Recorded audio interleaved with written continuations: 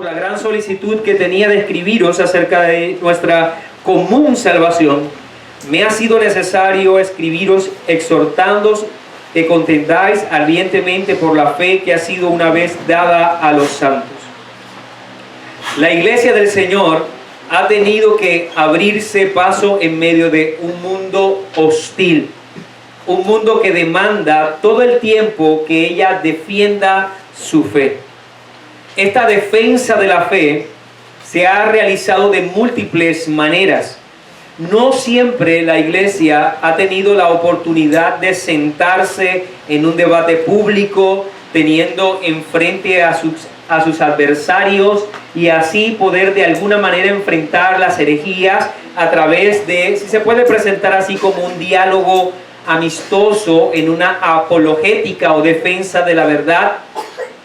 No todas las veces eso ha ocurrido. De hecho, la figura de concilios o sínodos para enfrentar las distintas posturas fueron providencialmente en tiempos muy cortos, momentos específicos de la historia. Más han sido los momentos en los que los creyentes han tenido que dar cuenta de su fe a través de torturas, martirios o entregando en silencio su propia sangre. Y lo que quiero decir con esto es que los contextos han sido distintos en los que la iglesia ha dado cuenta de su fe, pero lo que ha sido siempre y lo que no ha cambiado es la necesidad o la urgencia de defender nuestra santísima fe. La apologética o la defensa de la fe ha estado presente siempre. El cómo nosotros hemos defendido nuestra fe es lo que ha cambiado a lo largo del tiempo. Quizás el día de hoy, como iglesia que nos ha tocado vivir este tiempo, no hacemos defensa de nuestra fe, de aquellos que vienen con antorchas, de aquellos que amenazan quizás con la hoguera, pero nosotros debemos hacer siempre defensa de nuestra fe. Para estos días que el Señor nos regala, vamos a estar atendiendo la invitación que nos hace la Escritura a prepararnos para contender ardientemente por la fe que se nos ha dado a nosotros como iglesia del Señor. Si somos la iglesia del Señor, sea cual sea la circunstancia que estamos viviendo el día de hoy, nos es necesario hacer defensa de nuestra fe. Y nuestro tiempo es propicio para hacerlo. Lo que quiero decir es que no debemos esperar a que se levanten, digamos, grandes persecuciones para hacer defensa de la fe. Esto debe realizarse siempre. Y vamos a estar haciendo un análisis de la carta universal de Judas, pero yo no deseo, amado hermano, que nosotros veamos esta carta en un mero sentido epistolar. Que no vengamos a ella como si se tratase de un escrito meramente histórico, porque esta carta no pretende enseñar verdades teológicas o estructuras doctrinales complejas. Vamos a darnos cuenta que esta carta no tiene la finalidad que sí puede tener la carta del apóstol Pablo a los romanos o a los efesios. El autor no está interesado en presentar las enseñanzas que pueden considerarse las columnas de la fe cristiana o la base de la doctrina cristiana. El autor, me refiero a Judas, viene con el propósito no de ser un maestro, sino de ser un pastor. Y yo quiero, amado hermano, que a lo largo de estos 2 días veamos esta carta entonces no como un tratado teológico, sino como un sermón de un pastor. Y eso es lo que quiero que hagamos al momento en que estemos viajando a lo largo y a lo ancho de cada uno de los versículos que componen esta carta. Y de hecho, el corazón de la carta es el versículo 3 que ya hemos leído 2 veces. Amados, por la gran solicitud que tenía de escribiros acerca de nuestra común salvación, me ha sido necesario escribiros exhortándoos. Entonces, Judas dice, yo no les escribo para enseñarles, les escribo para exhortarlos. Este primer versículo que hemos leído nos ayuda a identificar cómo Judas no pudo mantenerse pasivo en lo que estaba aconteciendo en su iglesia en su momento. Él dejó a un lado, por lo que podemos leer, un tratado que él estaba preparando acerca de la salvación. Judas iba a escribir entonces acerca de la soteriología, así como lo hizo Pablo, como lo hizo Pedro, como lo hizo Juan. Judas estaba interesado en escribir sobre también esa doctrina tan impactante e importante de la salvación. Pero se detuvo en ese ejercicio porque estaba viendo que en la iglesia ocurría algo. Y cambió de sentido entonces su escrito. Dejó de ser un tratado de enseñanza para convertirse entonces en un sermón de exhortación. Judas sabía que la iglesia ya conocía la doctrina, que ya estaba preparada y capacitada en la doctrina de la salvación. Así que no se trata de una enseñanza, sino de una exhortación. De hecho, yo le invito a que usted revise el versículo 17. Por favor, no se aleje de la carta universal de Judas, porque es la que vamos a estar utilizando todos estos 2 días. El versículo 17 dice: pero vosotros, amados, tened memoria de las palabras que antes fueron dichas por los apóstoles de nuestro Señor Jesucristo. Así que Judas asume que esta iglesia ya tiene una formación doctrinal. Él les dice: tengan memoria de las palabras que ya escucharon. Ahora está llamando entonces a la iglesia no a que estructure la doctrina, sino que que defienda la doctrina. Este llamado de Judas es a que nosotros tomemos las armas de defensa contra aquello que pudiera atentar, aquello que ya se nos entregó, el tesoro que se nos ha entregado y que es la doctrina. Así que yo les invito a que veamos este escrito como un sermón pastoral, no como una carta académica. El sentido entonces que va a tener este retiro, estos dos días de exposición, no es académico, sino exhortativo, amado hermano.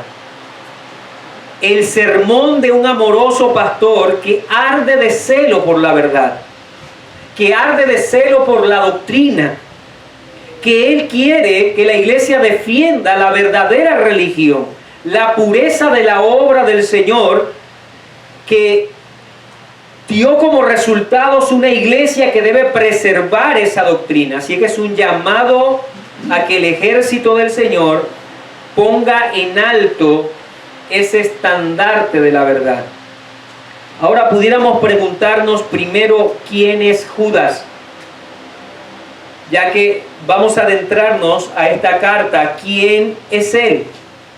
Antes de adentrarnos en el bosquejo que nos va a mostrar el norte de nuestra exposición durante estos 2 días, digamos algunas cosas en forma general, tanto del autor como también el contexto histórico de esta carta.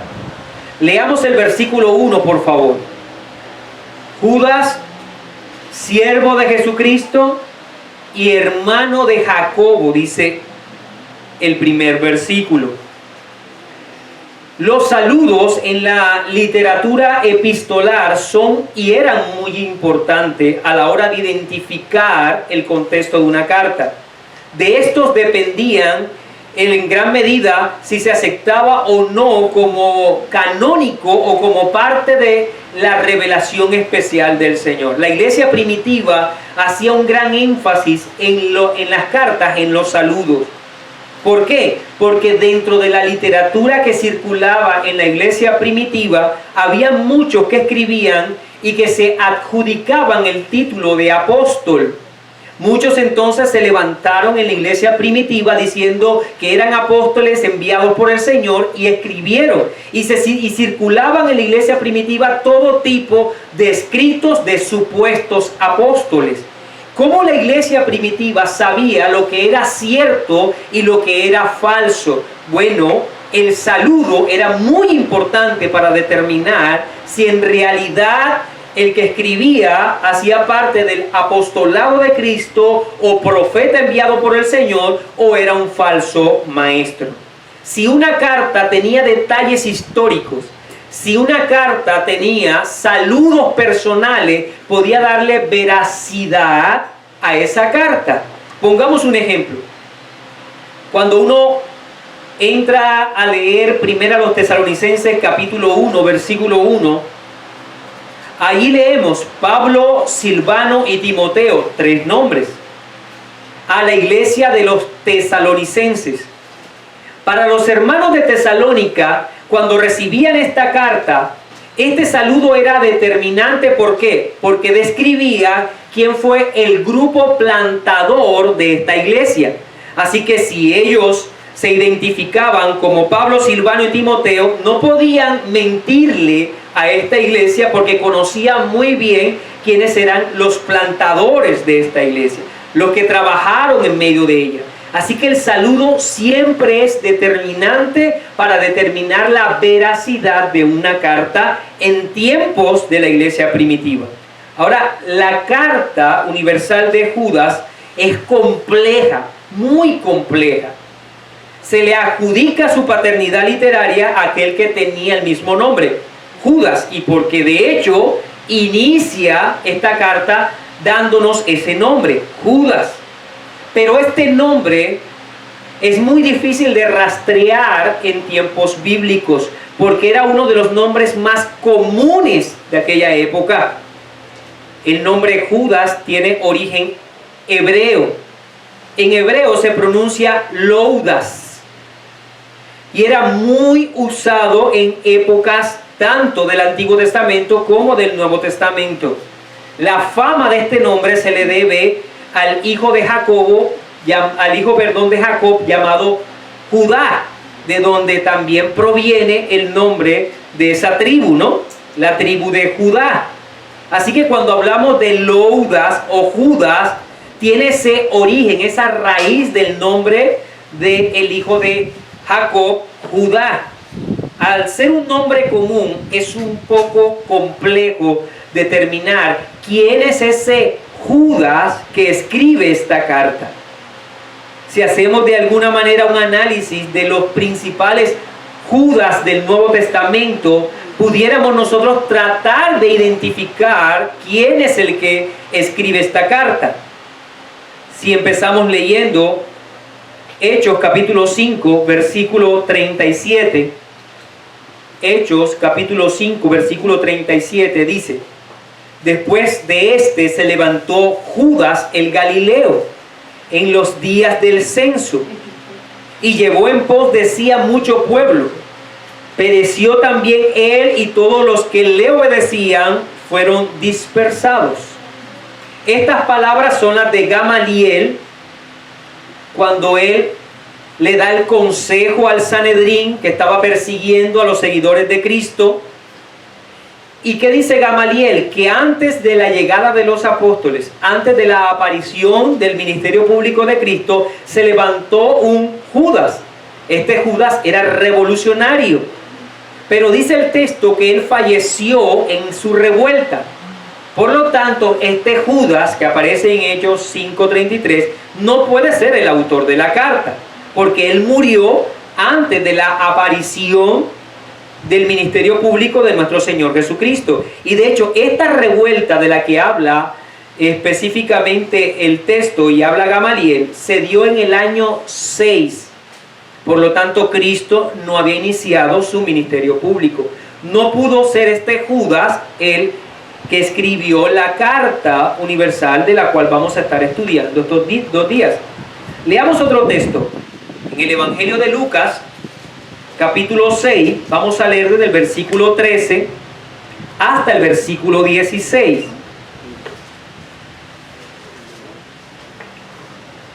Por consideración al expositor, voy a pedir que me ayuden con los textos bíblicos. Lucas capítulo 6, del versículo 13 al versículo 16. Un hermano en voz alta puede leerlo. Y cuando era de día, llamó a sus discípulos y escogió a 12 de ellos, a los cuales también llamó apóstoles. y a Simón, a quien también llamó Pedro, a Andrés su hermano, Jacobo y Juan, Felipe y Bartolomé, Mateo, Tomás, Jacobo, hijo de Alfeo, Simón, llamado Celote, Judas, hermano de Jacobo, y Judas Iscariote, que llegó a ser el traidor. Entonces, en el listado de los apóstoles que nos registra Lucas, tenemos ¿cuántos Judas? Dos. Uno en especial dice que es Judas, hermano de Jacobo. Este pasaje entonces nos muestra a Judas. Y yo creo que de antemano podemos eliminar el otro Judas que aparece allí, ¿verdad? Total. Judas el Iscariote. Creemos que él no pudo haber escrito la carta universal. ¿Por qué?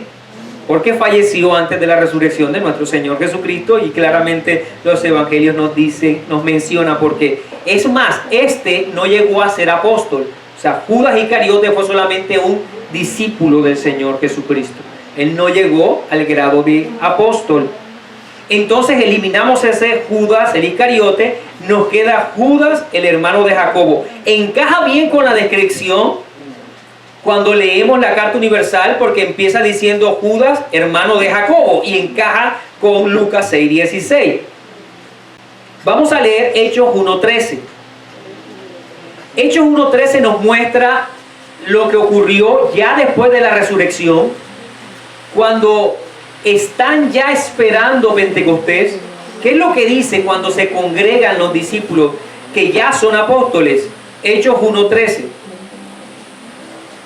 Y entrados, subieron al aposento alto, donde moraban Pedro y Jacobo, Juan, Andrés, Felipe, Tomás, Bartolomé, Mateo, Jacobo, hijo de Alfeo, Simón el Celote y Judas, hermano de Jacobo. Esta lista ya no se eliminó a Judas Iscariote. Sigue incluyendo a Judas y todavía la cláusula hermano de Jacobo. Por lo tanto, él hace parte de los apóstoles. Ahora, pudiéramos nosotros decir que esta carta fue escrita por Judas el apóstol. Tenemos inconvenientes para aceptar que él sea el escritor de esta carta, aun cuando hace referencia a que es hermano de Jacobo. Y esto se debe a que cada vez que nosotros leemos un escrito apostólico en el Nuevo Testamento, ellos entienden que deben plasmar la autoridad apostólica que Cristo le dio. Por eso es que nosotros vamos a leer al apóstol Pablo diciendo apóstol de Jesucristo. Cada uno de ellos hará mención de su apostolado. Pero cuando nosotros leemos la carta universal de Judas, esta en el primer versículo, vamos a encontrar que no se presenta como apóstol. Y esto es algo extraño, porque los apóstoles se presentaban como apóstoles, porque ellos sabían que debían mostrar el título que el Señor Jesucristo les dio.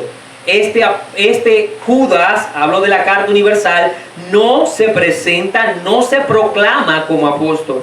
Ahora, usted pudiera considerar o decir, esto es una señal más bien de humildad. Él no quiere mostrarse como un apóstol. De hecho, Juan, como repite varias cartas, ustedes saben que en el Nuevo Testamento Juan repite varias cartas, en algunas de ellas él no se presenta como apóstol. Y quizás imita a Juan en este sentido y no se presenta como un apóstol porque es un apóstol humilde. No quiere poner su apostolado por delante. Ahora, pero tenemos problema con esto. ¿Por qué? Porque este Judas, de la carta universal que vamos a estar estudiando, no solamente no se presenta como un apóstol, sino que se diferencia de ellos. Él se separa de ellos. Él se reconoce como un siervo que no es apóstol del Señor Jesucristo. Vamos a leer el versículo 7. Judas 1, versículo 17, y 18, voy a leer solo la parte A. Versículo 17, ¿qué dice? Judas 17. Pero vosotros, amados, tened memoria de las palabras que antes fueron dichas por los apóstoles de nuestro Señor Jesucristo, los que os decían, en el postrer tiempo habrá burladores, que andarán según sus malvados deseos. Notemos entonces que este Judas en la misma carta se está separando de los apóstoles. Él no dice, tenga memoria de nuestras palabras cuando nosotros les enseñamos como apóstoles a ustedes, cuando nosotros les decíamos esto.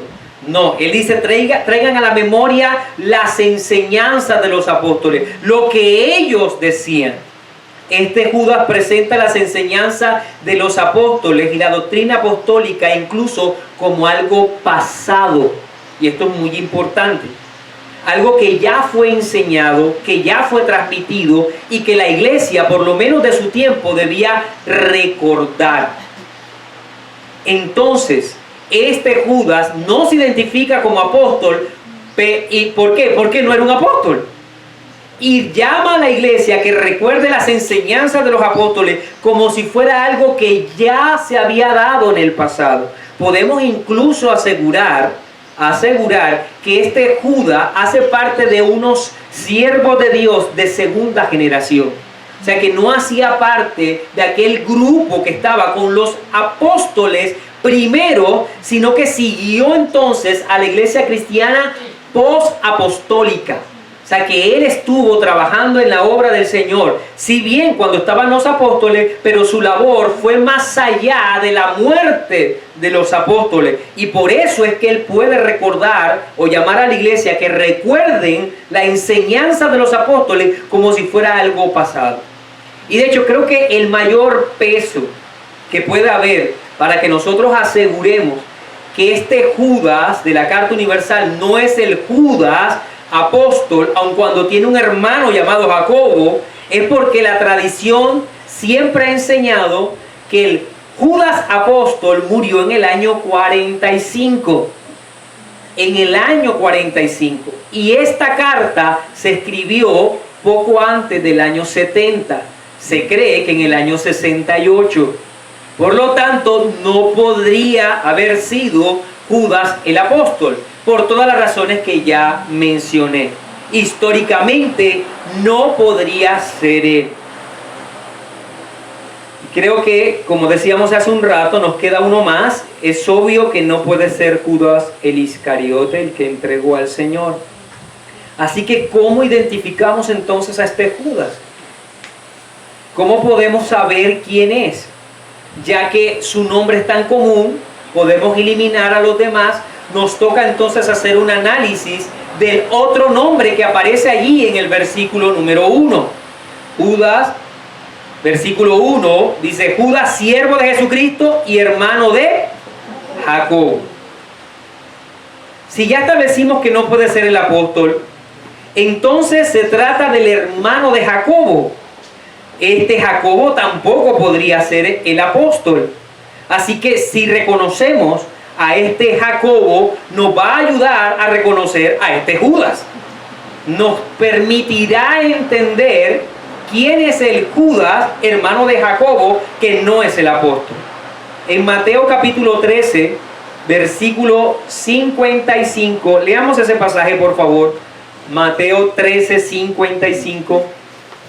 ¿No es este el hijo del carpintero? ¿No se llama su madre María y sus hermanos Jacobo, José, Simón y Judas? Leamos también el Evangelio de Marcos, capítulo 6, versículo 3. Marcos 6, 3. ¿No es este el carpintero, hijo de María, hermano de Jacobo, de José, de Judas y de Simón? ¿No están también aquí con nosotros sus hermanas y se escandalizaban de él? Por estas menciones claras, además de la veracidad que vamos a estudiar un poco más adelante de algunos historiadores cristianos, se ha entendido que este Judas, el escritor de la Carta Universal, no es otro sino el hermano de Jacobo, y a su vez tanto Jacobo como Judas se tratan de los medios hermanos del Señor Jesucristo. Este Jacobo que aparece en estos textos, el cual se presenta en arameo como Santiago, es el escritor de la Carta Universal de Santiago. cada vez que nosotros leemos la carta universal de Santiago, estamos leyendo a Jacobo, el medio hermano del Señor Jesucristo y el hermano de Judas. Entonces este Jacobo, y recordemos algo, la Biblia nos habla de cómo este Jacobo no aceptó ni creyó en el Señor mientras él estaba vivo. Para ellos, su hermano, su medio hermano, lo que sucedía en él a través de su ministerio público era efecto del delirio. Ellos decían que su hermano estaba loco. La misma familia del Señor Jesucristo creían que él estaba loco, que estaba fuera de sí. Y solamente creyeron en él cuando Cristo resucitado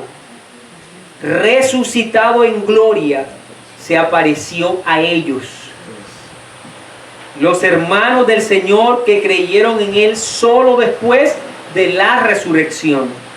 Primera a los Corintios 9:5. Vamos a leer ese texto. Primera a los Corintios, capítulo 9, versículo 5. No tenemos derecho de traer con nosotros una hermana por mujer, como también los otros apóstoles y los hermanos del Señor y Cefas. Es muy importante esto porque la cristiandad entendió que los hermanos del Señor Jesucristo se habían unido ahora a la fe. Pero esta expresión es siempre posterior a la resurrección de Cristo. Y no nos los eleva a ellos a la categoría de apóstol. Note que los separa. Apóstoles, hermanos del Señor. Así que ellos son un grupo, digamos, si se puede decir así, especial, sí, que lo tuvo como especial la iglesia primitiva, pero no eran apóstoles, no fueron considerados apóstoles. En 1 Corintios 15:7, el apóstol Pablo habló de su conversión y de cómo él perseguía al Señor. Pero solo después de que el Señor se le apareció directamente es cuando él creyó en el Señor. Lo mismo que ocurrió con Jacobo. ¿Qué dice 1 Corintios 15:7? Después apareció Jacobo, después a todos los apóstoles. Entonces, Cristo resucitado es aquel que se presenta a sus hermanos, medios hermanos. Y es la razón por la que ellos ahora abrazan la fe. Las palabras de Pablo nos permiten argumentar entonces que la conversión de los medios hermanos del Señor se dio después de que Él apareció a ellos resucitado. Y esta es la razón por la que se menciona su nombre entre los 120 que se encontraban en Pentecostés. Ellos ahora sí hacían parte de la iglesia, los hermanos del Señor con María, con los apóstoles y otros más que sumaban 120. Ahora, la familiaridad de Judas con su hermano Jacobo es la base por la que nosotros vemos iniciando la carta, me refiero a la carta universal de Judas, de la misma manera en que la inicia Santiago, que ya sabemos es el mismo Jacobo. Leamos Santiago capítulo 1, versículo 1. Dice: Santiago, siervo de Dios y del Señor Jesucristo. Y cuando leemos Judas, versículo 1, siervo de Jesucristo y hermano de Jacobo. Si ustedes lo ven bien, la forma en que ellos se presentan es la misma. ¿Y cuál es el énfasis que hacen tanto Jacobo como Judas? En que la relación que tienen con Cristo, ¿cómo es? Son sus siervos. No se presentan como hermanos. Ninguno de ellos presenta su relación como hermanos de Cristo.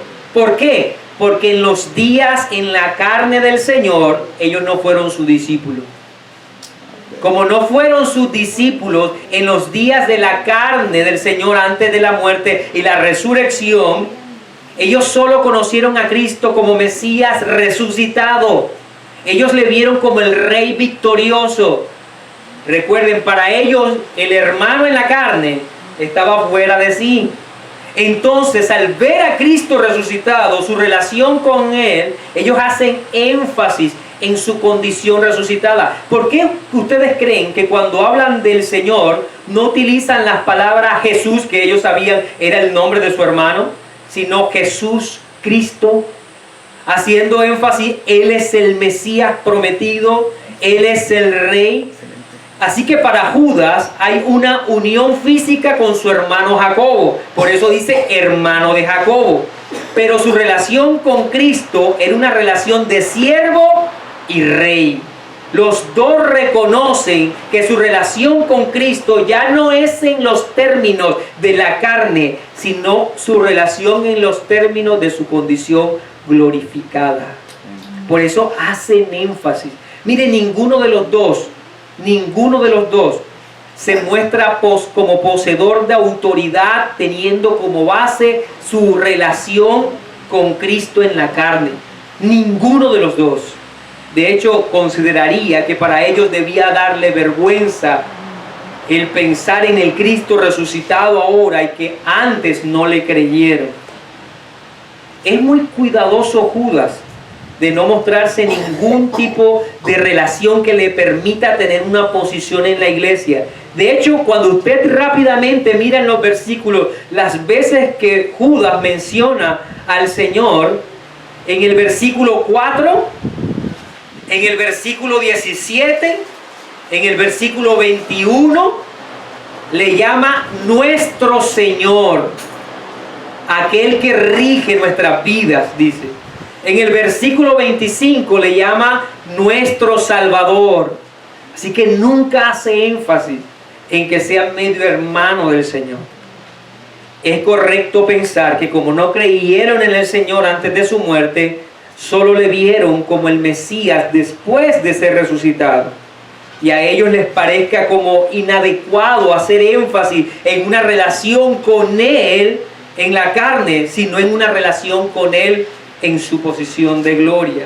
Siempre va a ser mejor ser cercano al Rey de Gloria, ¿no? Amén. Ahora, hablemos también de a quién va dirigida esta carta.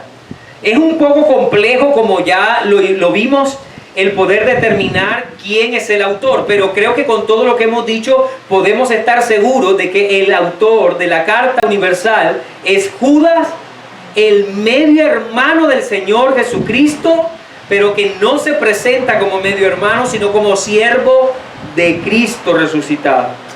Este es el autor. Ahora hablemos de a quién va dirigida esta carta. Si era complejo establecer la paternidad de esta carta, lo es aún más establecer los receptores primarios de la carta. Son solo 25 versículos. Y déjeme decirle algo, 25 versículos en los cuales vamos a estar viajando estos 2 días. No va a haber un solo versículo que no lo toquemos estos 2 días. Y cuando usted hace un análisis de los 25 versículos, no existe ni una sola mención, directa o indirecta, a una iglesia local. Y esto la hace una carta sumamente compleja. Porque ¿para quién va dirigida? No se sabe. No hay ni una sola mención. Ahora, no hay ni un solo saludo personal que de alguna manera pudiera encajar o ayudar para ubicarlo en un contexto histórico. Saluda al hermano Gallo. Podemos ubicar al hermano Gallo. Saluda a Aquila y a Priscila. Podemos entonces también ubicarlos a ellos. No hay un solo saludo personal. No hay una mención a ninguna persona, ni una sola iglesia local. Esta es la principal razón por la que se le ha dado a esta carta la categoría de epístola universal. O sea, que está dirigida para toda la iglesia, porque no tiene ninguna ubicación local en específico. Algunos comentaristas han señalado que esta epístola está dirigida a los creyentes del Ponto y Capadocia. Algunos han dicho, esta epístola está dirigida para los creyentes del Ponto y Capadocia. ¿Por qué? No hace mención de eso en ninguna parte de Ponto y Capadocia, pero algunos han asegurado eso. ¿Sabe por qué? Porque cuando usted analiza el contenido de la Carta Universal de Judas, se encontrará que es muy semejante a la segunda carta de Pedro, y más específicamente el capítulo 2. Cuando usted lee segunda de Pedro, capítulo 2, y analiza, dice, es una copia de la Carta Universal de Judas. Y usted sabe que la carta de Pedro va dirigida a ¿quiénes? A los del Ponto y Capadocia. Entonces esto ha llevado a algunos a afirmar de que así como Pedro dirigió esta carta a los del Ponto y Capadocia y el contenido de la Carta Universal es muy semejante, entonces debe estar dirigida a las mismas personas. De hecho, Pedro habla de ángeles, de Sodoma y de Gomorra, de Balán. Incluso Pedro hace una ilustración para comparar a los apóstatas. En el segundo capítulo de la segunda carta, Pedro dice que los apóstatas son nubes sin aguas. Y usted se va a dar cuenta que en Judas se utiliza la misma expresión, nubes sin agua, para hablar de los apóstatas. Entonces algunos han dicho, esto no es otra cosa más que una copia de lo que escribió Pedro y que debe estar dirigida a los mismos receptores originales. Ahora, esto al final es un atrevimiento, porque la carta no hace mención directa, como dije, de ninguna iglesia local. Ahora, incluso pudiéramos atrevernos a decir algo. Cuando usted analiza todos los ejemplos que cita Judas en su carta, se dará cuenta que para poder entender esos ejemplos se necesita conocer ampliamente el Antiguo Testamento. Algunos han afirmado entonces que esa carta, la Carta Universal de Judas, debería estar dirigida solo a judíos que conocían ampliamente el Antiguo Testamento. Otra cosa más, incluso en los ejemplos que cita Judas, va a presentar textos apócrifos del Antiguo Testamento. Lo que quiere decir, textos que no se consideraron inspirados del Antiguo Testamento y que lo conocían muy bien los judíos del Antiguo Testamento. Por lo tanto, al hablar, un ejemplo de la ascensión de Moisés, eso no aparece en el Antiguo Testamento y lo conocían solo la literatura extrabíblica los judíos. O al hablar entonces de la tradición que claramente se expresa en sus líneas, nos deja ver que Judas escribió a un pueblo, si se puede llamar así, que conocía el Antiguo Testamento. Pero esto también es atrevido. Nuevamente, ¿quién entonces es el destinatario? ¿Quiénes son los destinatarios para los cuales escribió Judas? Yo creo que nosotros podemos incluso sumarnos a las palabras de los historiadores, y es que ninguna persona puede afirmarlo con certeza. Nadie puede decir quiénes fueron los receptores originales o para quién escribió Judas en forma específica esta carta. Déjeme decir lo que este debate lleva hasta siglos. Aún Lutero aceptó la Carta Universal como incluida en el Nuevo Testamento, pero él afirmó esto Lutero, que esa carta era innecesaria. Que la aceptaba porque estaba allí, pero que era innecesaria. Y quiero citar, y me parece conveniente, las palabras de Calvino en su introducción al estudio de esta carta, que es bastante breve. Dice Calvino lo siguiente: aunque hubo discusiones entre los antiguos acerca de esta epístola, yo la agrego voluntariamente a las otras, visto que su lectura es útil, que no contiene nada inconsistente con la pureza de la doctrina apostólica y que fue recibida como auténtica anteriormente. Calvino dijo, otros la han aceptado, yo también la acepto. Pero lo que quiero decir con esto, o con estas notas históricas, es que el debate ha sido bastante fuerte acerca de la inclusión de esta carta en el canon del Nuevo Testamento. No podemos con precisión establecer a quién va dirigida esta carta. Y yo creo que también es uno de esos misterios como el autor a los hebreos. ¿Quién escribió la carta a los hebreos en el Nuevo Testamento? Algunos dicen que Pablo. Eso de verdad es un atrevimiento. Esa carta no tiene autógrafo, no se sabe quién la escribió. Y lo mismo para quién va dirigida esta carta a Judas. Yo creo que debemos agradecer porque con toda la seguridad de la doctrina de la inspiración plenaria, lo que quiere decir que Dios ha preservado su palabra pura hasta nuestros días, podemos asegurar que la intención de Judas era que nosotros, como iglesia de este tiempo, fuésemos beneficiados por lo que el Señor le movió a escribir. Durante estos 2 días vamos a estudiar cada versículo y debemos dar gracias a Dios por esta carta. Y permítame señalar que el estudio de esta carta es muy pertinente para nosotros el día de hoy. ¿Y sabe por qué es muy pertinente para nosotros? Es una carta muy actual. De hecho, podemos decir que es la carta más actual del Nuevo Testamento, porque ella fue escrita, como decía hace un rato, poco antes de la destrucción del templo en el año 70. Es la última carta del Nuevo Testamento. Solo después de ella está el libro de Apocalipsis. Es la última epístola.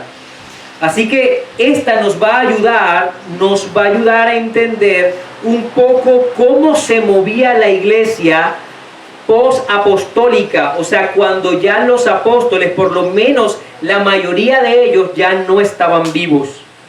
Nos ayudará a hacer un retrato de cuál era de alguna manera el estado espiritual de la iglesia cuando los apóstoles ya estaban dejando esta tierra.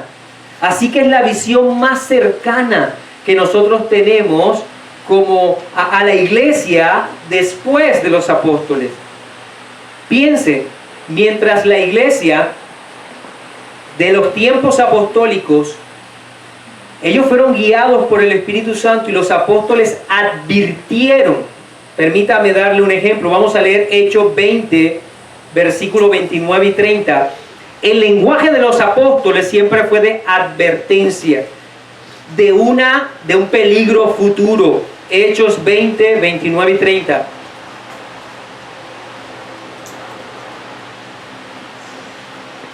Porque yo sé que después de mi partida entrarán en medio de vosotros lobos rapaces que no perdonarán al rebaño.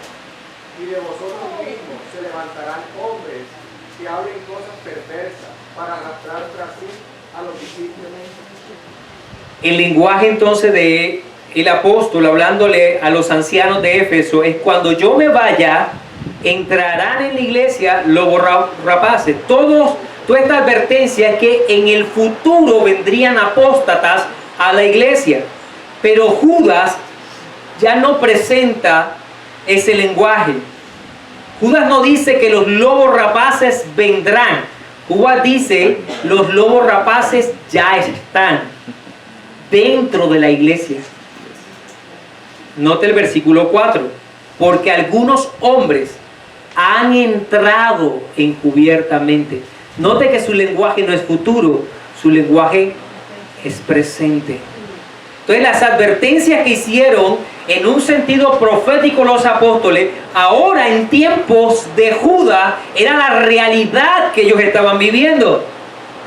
Pablo le escribe a Timoteo en 2 Timoteo 3:1, también debes saber que en los postreros tiempos vendrán tiempos peligrosos. Pero en los tiempos peligrosos ya están con Judas. Ya la iglesia está sumergida en la apostasía. A diferencia de los apóstoles, ellos decían vendrá. Ahora Judas dice están en medio de nosotros. Ahora les hago una pregunta. ¿Nosotros no estamos creciendo en medio de un espíritu apóstata? ¿No abundan en las reuniones que se llaman eclesiásticas el día de hoy toda actividad apóstata. No hay algunos llamados pastores el día de nosotros que no son sino impíos apóstatas. Entonces, ¿es pertinente o no es pertinente el estudio de esta carta? Claro que sí. Es muy útil. ¿Por qué? Porque lo que vivió Judas lo estamos viviendo nosotros. Lo que él vio como lo que estaba emergiendo apenas en medio de la iglesia es una realidad, y podemos incluso decir, es algo que abunda en nuestros días. Así que es muy pertinente esta carta. Así que nuevamente, amado hermano, no quiero que veas esta carta y estos 2 días como un estudio académico, porque no lo va a ser.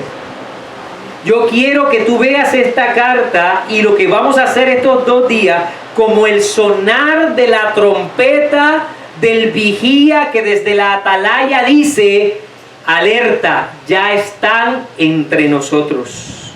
En medio de nosotros hay apóstatas. Yo quiero que tú veas este estudio como un llamado a que se reconozca que la guerra no vendrá. No, la guerra ya está. El tiempo de paz acabó. Ahora debemos tomar la armadura de Dios, blandir la espada de la fe, del Espíritu, y contender ardientemente por la fe que se nos ha dado a nosotros, amados hermanos. En esta carta estudiaremos a lo largo de estos días un bosquejo bastante simple. Por favor, anoten.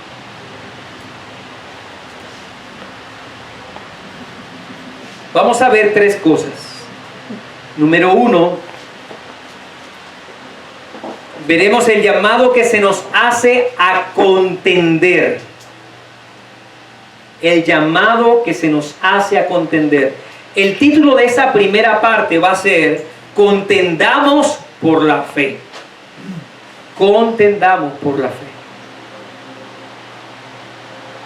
Número 2, vamos a hacer una descripción de contra quiénes debemos contender. El título de esa segunda parte va a ser: reconozcamos a los enemigos de la verdad. El primero será: contendamos por la fe. El segundo será: reconozcamos a los enemigos de la verdad. Y número 3, para mañana al finalizar, será el reconocimiento de las armas que debemos emplear en nuestra contienda. El título de esa tercera charla será: usemos nuestras armas. Repito entonces, las 3 charlas serán: contendamos por la fe, reconozcamos a los enemigos de la verdad y usemos nuestras armas. Todo eso con el propósito, amado hermano, de que usted se perciba como un soldado que debe defender aquello que se le ha dado. El Señor nos ayude, mis amados hermanos. Y con esto terminaríamos la introducción a este espacio.